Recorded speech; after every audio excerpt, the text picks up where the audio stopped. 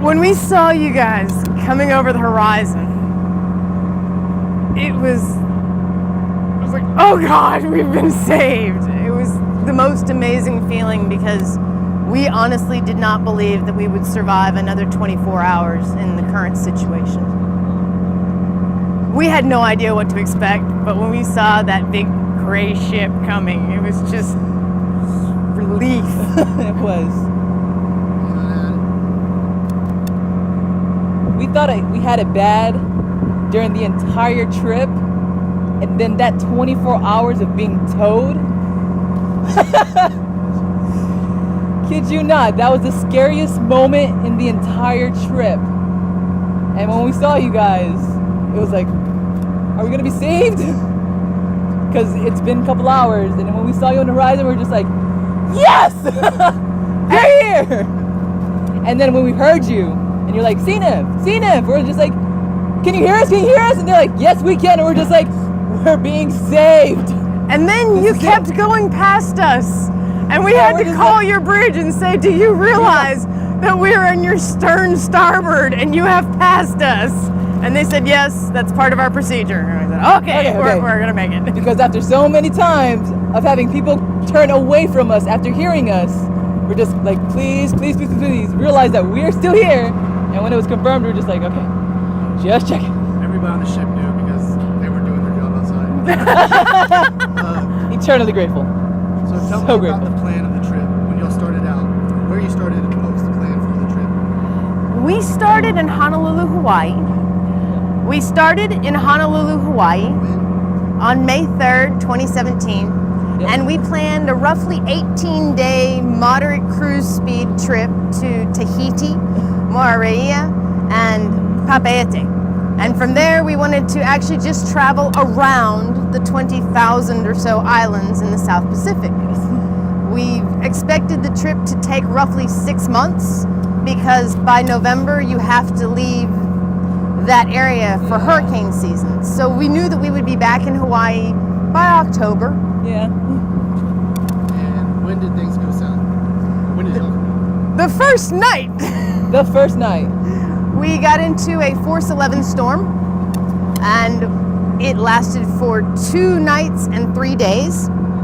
And when we were through with that, we were empowered to know that we could withstand the forces of nature. The boat could withstand the forces of nature. And we decided not to return back to Hawaii, but to continue on in our journey because we believed that everything quote unquote shook out and we'd be all right. Yes. And the F-11 storm is when the masts first went. Spreader? The spreader actually, the bolt holding the spreader to the root collar at the mast bent. Yeah. And we realized that it was starting to shake. And about 700 miles away from Hawaii, it finally went clink. And I said, okay, we can probably nurse it, down to the next major island in Kiribati. Yep. And we'll be able to stop there and seek safe haven and get up on the mast and fix it. But when we got to Kiribati, the boat was too big to get into their lagoon. So we decided to continue to travel south. We were more than 600 miles off course at this point. So we decided to go to the Cooks. And upon entering that area, we found ourselves in a 10-knot current going west with only the ability to sail at 4 knots going east. So we were traveling backwards, and we knew that most of those islands in the upper chain are small atolls, reefs.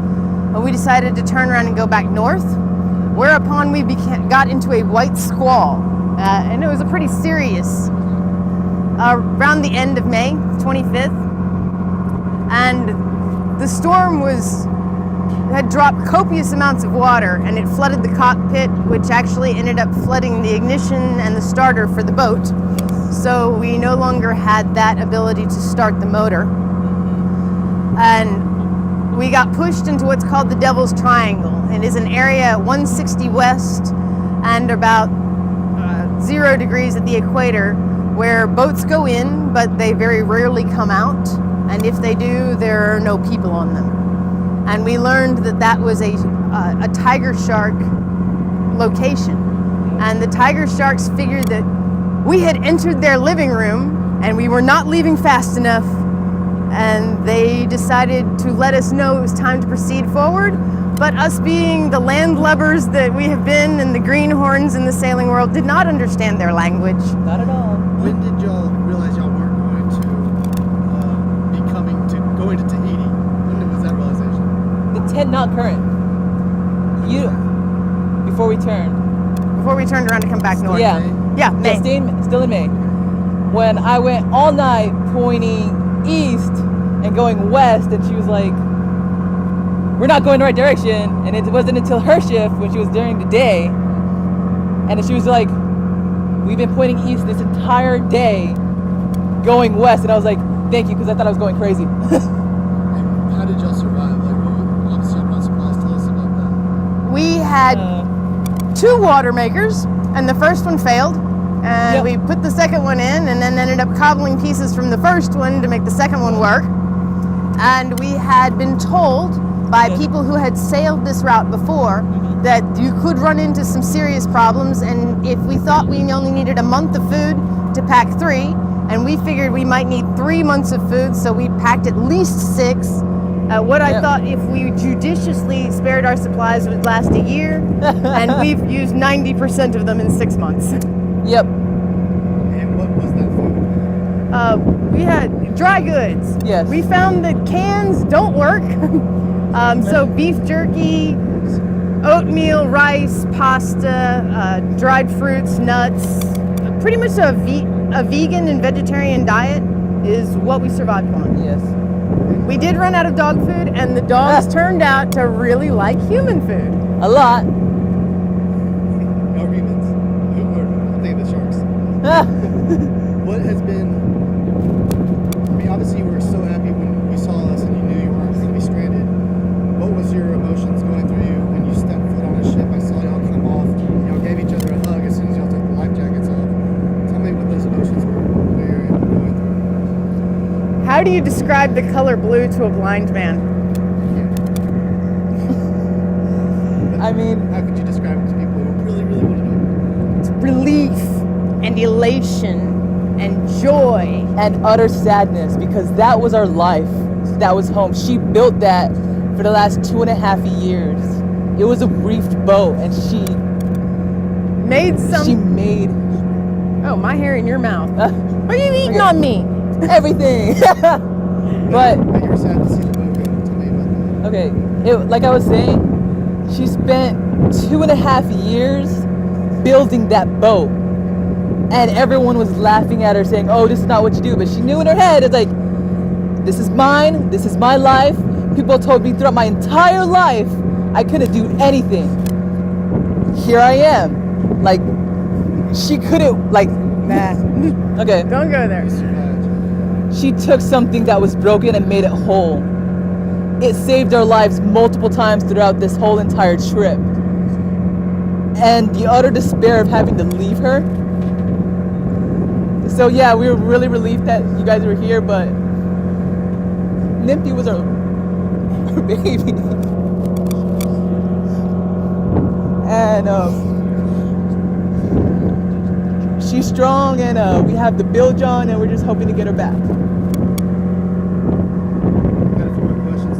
The guys, we weren't sure if we were gonna get Reveille at 0600 and have to stand up and do jumping jacks and run around, Yeah. or if we were gonna be quarantined into a tiny corner. We knew that we'd be the new kids on the block and that everybody would know who we are, Yeah. but we don't know anybody else. And we don't know the rules or anything.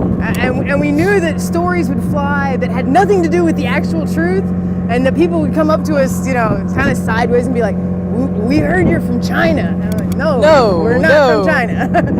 So, but you guys opened your arms and your hearts to us and gave us things like toothbrushes and soap, and helped us figure out how to get from place to place on the boat. And you're so human, and pure and clean. I mean, Yeah. wow! I've never seen anything. Well, okay. My bathroom on the boat is as clean as Yeah. this boat, but just about nothing else in the world is. Yeah. And any thoughts else you want to share with about this whole experience? In a million years, I was joking with someone about 10 years ago, and they said, "What happens when you go out I to know. sea and you get broken?" And I said, "Oh, the Navy will come save me." No lie. It really happened. And then it happened, and we were just like, wow. We saw that a decade away. Anything else you'd like to add? Thank you. Thank you. Like, really, we're so grateful. Humbled.